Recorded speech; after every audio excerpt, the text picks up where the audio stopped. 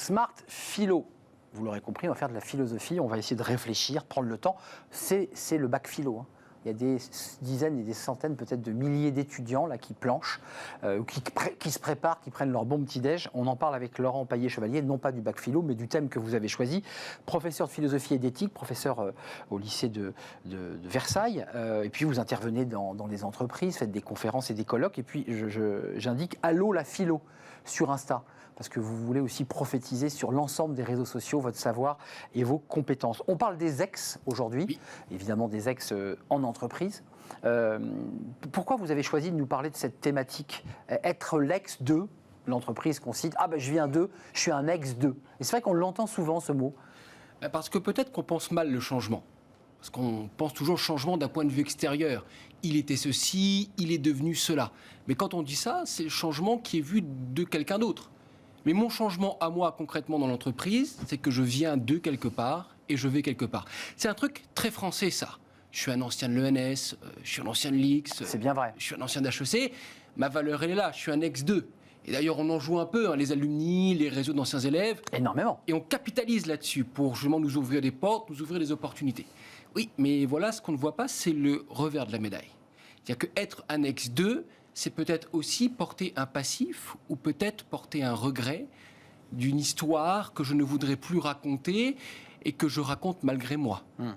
Le mot ex-2, alors c'est pas de moi, malheureusement, mais c'est de Helen Rose Fuchs-Ebow, philosophe américaine, qui dit que être un ex-2, c'est penser quelqu'un non pas à partir de ce qu'il est, mais penser quelqu'un à partir de ce qu'il a été. Et dans le monde de l'entreprise, c'est assez simple, c'est de me penser à partir de mon ancien poste, mon ancien travail, mon ancienne boîte.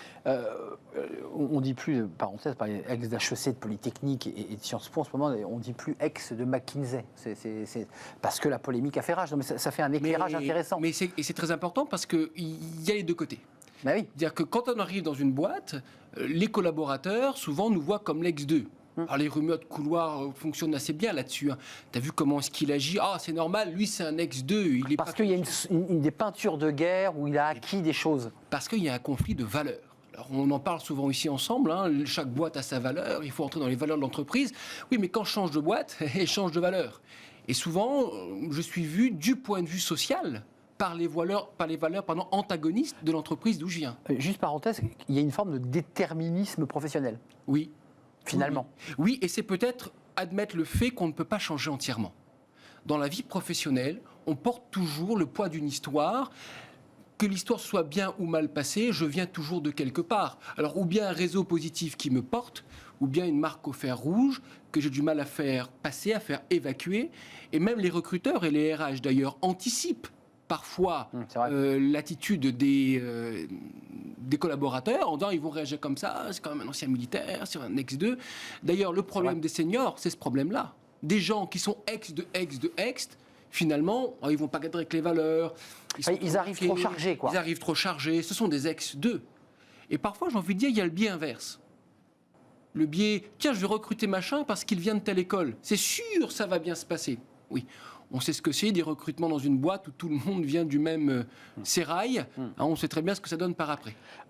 Quand même, on est quand même toujours l'ex de quelqu'un ou de quelque chose, ou d'une entreprise. Parce qu'en fait, c'est ça l'histoire de l'humanité, c'est qu'on claque des portes et on en ouvre d'autres, quoi. Ça, exactement. Mais le problème, c'est que notre identité se joue aussi là-dedans.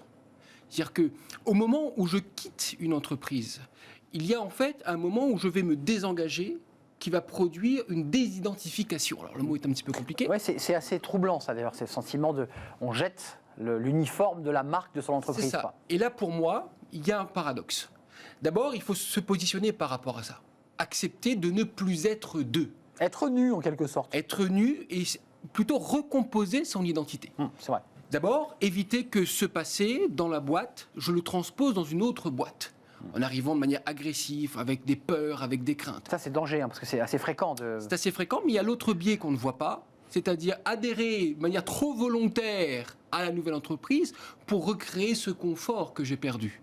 Pourquoi ne pas accepter le flou, où on apprend à se connaître, une forme d'indétermination pour se retuyauter en quelque sorte. Mais c'est ce que vous évoquez par l'idée finalement de cette évolution aujourd'hui. Est-ce qu'elle ne dit pas quelque chose de notre conflit de valeurs? Ce que vous évoquez finalement. Mais fondamentalement... C'est ça, c'est le choc de valeurs en fait qui vient... C'est le choc de valeurs institutionnelles et personnelles. Moi je remarque un truc qui est simple, c'est qu'on a des étapes qu'on identifie comme des ex de l'enfance, l'adolescence, Ouais. c'est l'ex-enfant. On abandonne toujours quelque chose. On abandonne quelque chose. Maintenant il y a une étape où on n'abandonne rien, c'est l'âge adulte.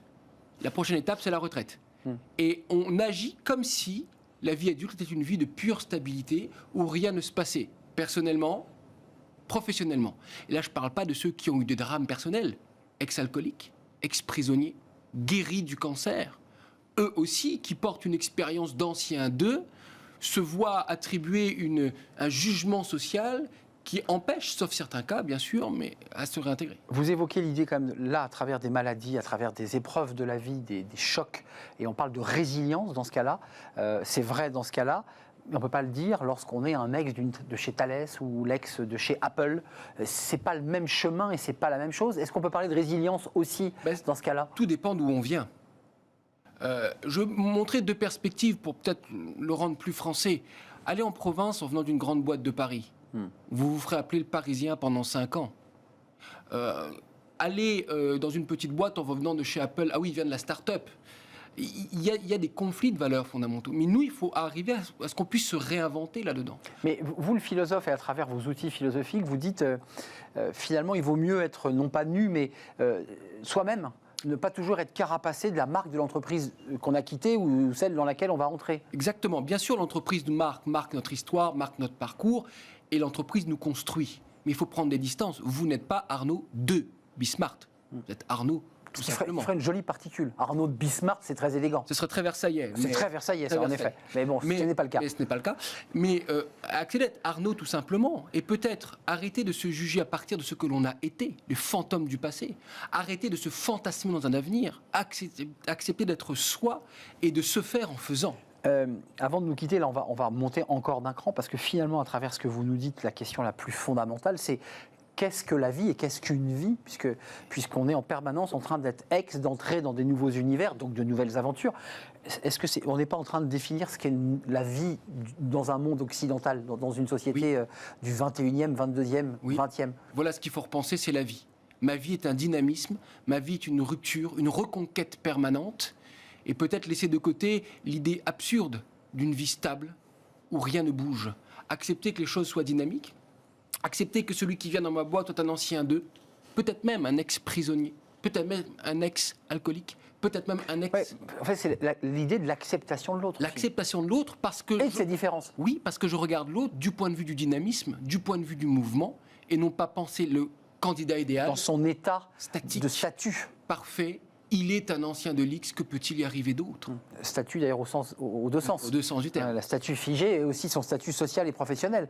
Donc effectivement, accepter l'autre, c'est effectivement accepter sa dynamique et son histoire. Et son histoire. Et ce qu'il porte. Et accepter ses silences. Moi, une anecdote que je raconte souvent, j'étais surpris, moi, en allant dans un monastère, de voir que les moines changeaient tous de nom. Frère machin, frère bidule. Mais pourquoi vous changez de nom? Parce que nous ne voulons pas que les histoires interfèrent ici. Alors bien sûr, on ne va pas tous changer de nom quand on vient dans une boîte, mais peut-être accepter une forme d'anonymisation. Un reset, quoi. Un reset. J'arrive, laissez-moi faire mes preuves, laissez-moi de nouveau parmi vous, laissez-moi apporter quelque chose, et n'essayons pas d'entrer de manière intrusive dans l'histoire, le parcours, la vie de l'autre. Il y a quelque chose de nouveau là maintenant qui peut se construire. C'est une vraie leçon, parce que c'est comme ça que les choses se passent souvent douloureusement dans l'entreprise. C'est la difficulté de pouvoir apporter une contribution sincère, saine, passionnée parfois. Merci Laurent Paillet-Chevalier, c'est un sujet fondamental que vous soulevez. On est toujours l'ex de quelque chose ou d'une entreprise. C'était un vrai plaisir de partager ce moment avec vous. Laurent Paillet-Chevalier, professeur de philo et d'éthique au lycée de Versailles. Et allez donc jeter un œil à Allo Philo. Alors, Allo la Philo. Et il ne vous répond pas au téléphone, on est d'accord, c'est pas un service... Non, je n'ai pas encore de hotline. Vous n'avez pas de hotline philo. Bon, en tout cas, c'est sur Insta, puis des conférences à découvrir de Laurent Paillet-Chevalier. C'est un vrai plaisir. On fait une courte pause. On va se tourner dans le cercle RH et on va partir à la rencontre de la porte-parole de la police nationale. Oui, une porte-parole et toute une équipe qui travaille évidemment à la promotion de cette police nationale et à son recrutement. La police nationale recrute 2500 gardiens de la paix, mais pas seulement. Des talents dans la tech, dans l'informatique. Comment ça marche un recrutement de gardiens de la paix? Comment sont-ils formés? Eh bien, on va lui poser ces questions juste après la pause.